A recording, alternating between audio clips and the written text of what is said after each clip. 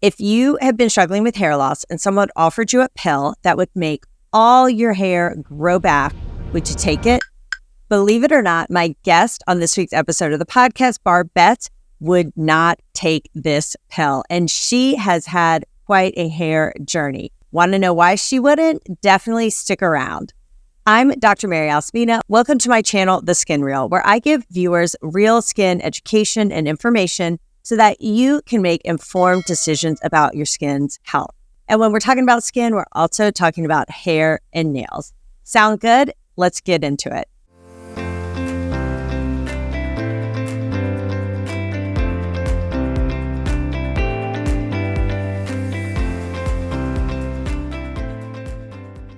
This is my weekly recap video where I share my key takeaways from my most recent podcast video. And this week I was talking with Barb Betts, and she is actually not a physician or a leader in skin health, but what she is a real person, a real woman who has been struggling with hair loss for decades. And I heard her on a podcast. She had an amazing story, and I thought I have to have her here to share with my audience because I know there are people out there who are struggling with hair loss and can relate to this. If you want to see the full video, be sure to wait till the end where I will link the video.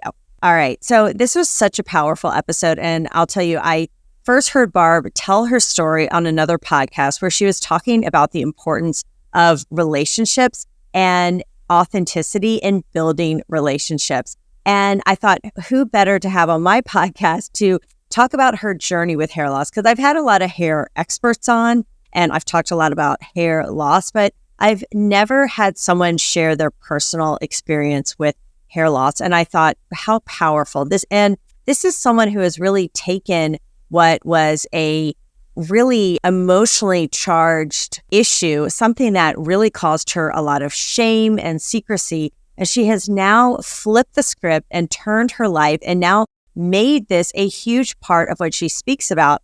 And one of her key pillars is authenticity and building relationships. And she has really used this to empower her. So many lessons there, right? How we can be going through something really awful and terrible, and it can make us feel horrible. And in the moment, there's so much pain and suffering. It's hard to see how we're going to grow from that experience, but we always do.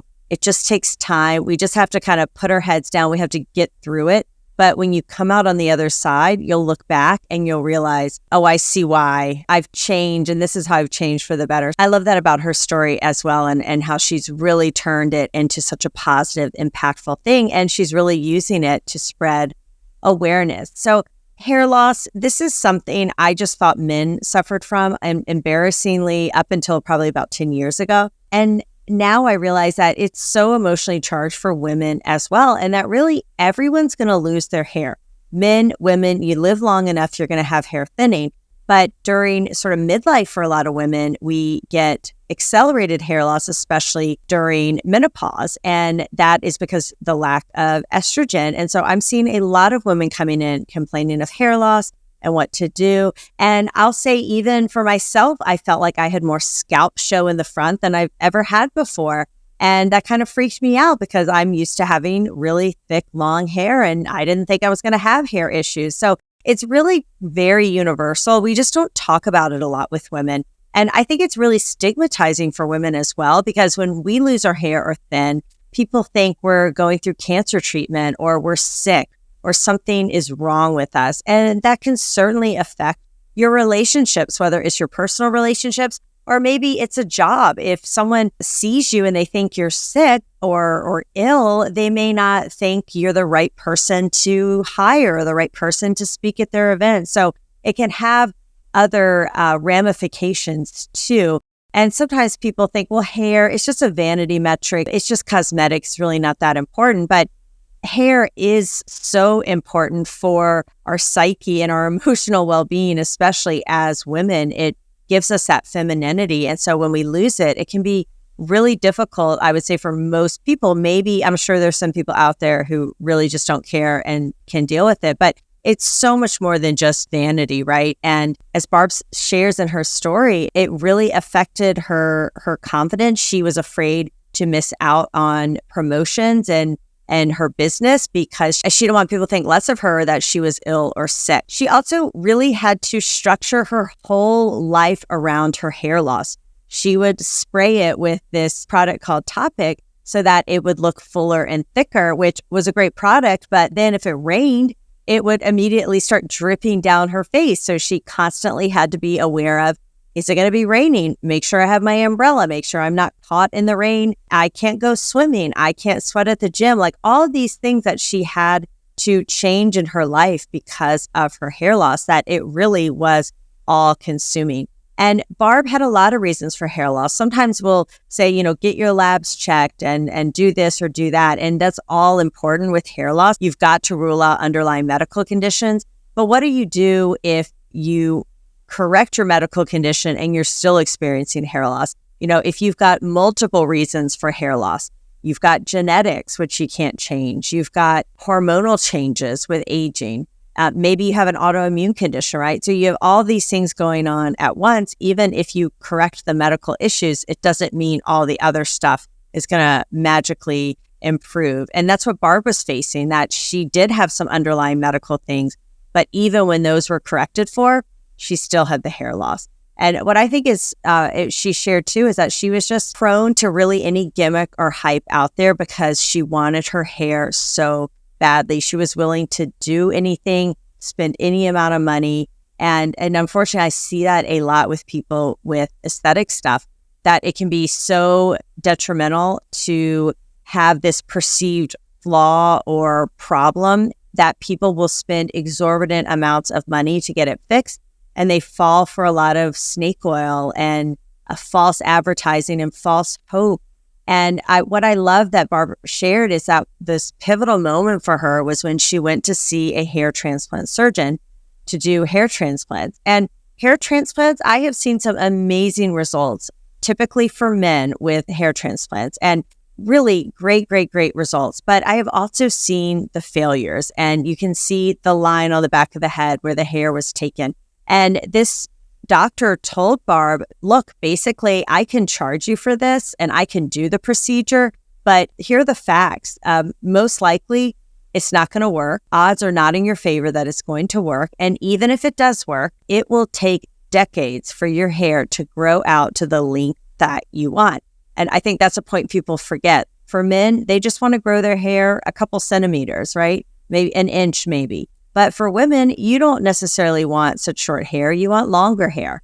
And that takes time to grow.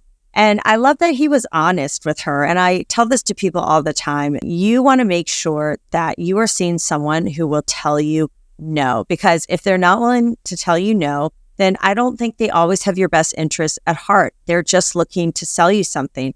And with aesthetics, a lot of it is cash-based, or all of it, right, is cash-based. And so people are kind of incentivized to sell you what they do and maybe less invested in whether it's really the right thing for you. I do find for physicians, we take a Hippocratic oath, and that's for medical stuff and cosmetic stuff, right? Like, do no harm. I don't feel right in taking someone's money to do something that I think has a really low chance of working. So I know it can be discouraging when someone tells you, no, they won't do the procedure, or you're not the right candidate, but really, you should thank them because they are saving you a lot of heartache, a lot of wasted money, and they're being honest with you. So that really was sort of a pivotal moment for Barb where she realized the hair transplant, it's not the solution that I was hoping for. And then she went down the avenue of toppers. And again, another strike when she was told that actually you don't have enough hair to clip in for your topper. And finally, Barb had the realization that what she really needed if she wanted long, beautiful, thick hair is that she really needed to get a wig. And for a lot of people, that has a lot of stigmatizing thoughts around it, that you think that's for old people, or it's going to look fake, or I'm going to be made fun of, or people are going to know. But I'll tell you what, I've seen some amazing toppers and wigs on my patients and friends going through chemo and going through issues that they make some amazing wigs out there. Now, the best ones to get, of course, human hair, and they can be pricey, but I would say this is an area you don't necessarily want to skimp on because this is an investment. They can last you years if you take care of them. and they can look amazing, but you get what you pay for a little bit. So this is not the area to skimp, but there are some great companies out there making really beautiful wigs. And what I love is that Barb has now made it fun, right? She has different hairstyles, just like you may style your event differently for work and then a birthday party or a vacation. And so her wigs have different personalities, different styles. She can play around with the color. It can be fun. And when Barb finally realized, I just need a wig, that's what I need. Nothing else is the solution for me except either to just accept this or to get a wig. And once that light switch was flipped, she began to have acceptance. And then she just became brutally honest. She went and told everyone. She was public about it. She was like, I am no longer hiding behind this. I'm no longer having shame about it. This is what I've been struggling with. I'm now wearing a wig and this is who I am. And when she did that, the amount of love and support that came pouring in was just mind-boggling for her. And I can imagine that, right? Like in her head, she felt like she was going to be made fun of or mocked or shamed. And really the opposite was true. And just how freeing that was to finally be able to be open, to be honest, to be authentic, right? And that is now what she has her whole career based on, is being authentic to build these relationships. And she now posts pictures of herself with the wig, without the wig, with makeup on, without the makeup on. And she's just so real. And I love her vulnerability with that. And you may be listening thinking, well, I don't struggle with hair loss, right? Like I don't particularly struggle with hair loss, but there's always something. There's something about you, something you don't like, something you're trying to keep a secret you don't want other people to know about, that maybe you're embarrassed about or shameful about. And this episode is for you if you're experiencing that it's okay. You're not the only one struggling with it. Other people are as well. And the more authentic, the more real you can be, you will free yourself from those negative thoughts. You'll find people who support you. And I think what you'll be shocked about is that people will actually love you more when they see that about you. They realize you're a person too. And you don't have to be perfect all the time. You just need to be real. And whether it's hair loss or something else that you're dealing with, it's just that with hair loss or skin conditions, right? They're so visible. It's what people sometimes see first about you. And people can form these split-second first impressions based on that. And so it can really be stigmatizing, but don't lose hope. If you're struggling with something like hair loss or some sort of skin condition, I encourage you to open up, to be vulnerable, to find a support system and find people who will support you, that you can be honest with, that you don't have to live in secrecy or in shame. If you want to hear the full episode, highly recommend it. Be sure to click on it here. And I loved getting to hear from a patient's perspective, a woman's perspective, what it's like to go through hair loss and then to arrive on the other end. Her hair loss hasn't been cured. She's still dealing with it, but instead of letting it ruin her and control her life, she has now totally made lemonade from those lemons. So check out that episode and I will see you next week.